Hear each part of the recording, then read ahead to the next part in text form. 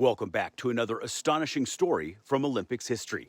Here's a bonus Olympics video I made a few years ago. Enjoy. If you're like me, you spent most of February glued to your TV, devouring every possible second of the Olympic Games. Few things make me happier than the Winter Olympics. But if you are like me, you've always watched some of these events and thought, how on earth did this become a sport? This is so arbitrarily specific. And honestly, that question goes for most sports, but I especially feel it when it comes to the Olympics. It turns out that some of our most popular sports are vestigial exercises with very practical utilitarian roots. For example, running sports can be traced back to prehistory when humans had to chase down their dinner. Marathons in particular are echoes of persistence hunting, still practiced in parts of Africa. In ancient times, people didn't sail or row for fun. It was literally the only way people could get around on the water. The biathlon has its roots in Scandinavia, where for generations, people have hunted for food and even fought on skis. And it likely won't surprise you to learn that a great many sports were born out of war. Boxing, wrestling, and martial arts evolved from hand-to-hand combat training.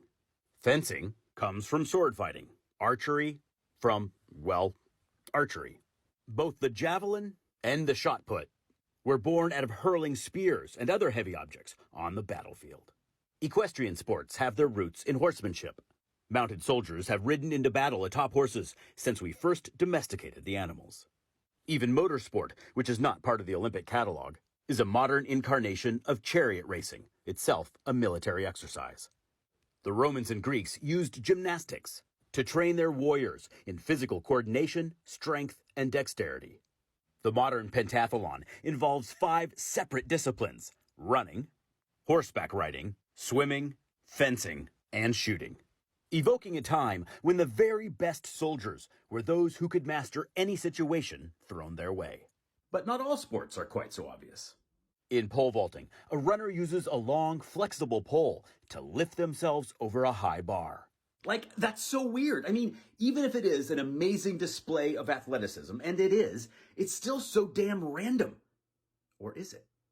While a version of pole jumping goes all the way back to the ancient Greeks, the modern sport can be traced back to the Netherlands and parts of England, where poles were kept at every house and used by travelers for vaulting over soggy marshes and watery canals. I'm sure I've only scratched the surface. See you tomorrow for another amazing story from the Olympic Games. Stay curious, my friends.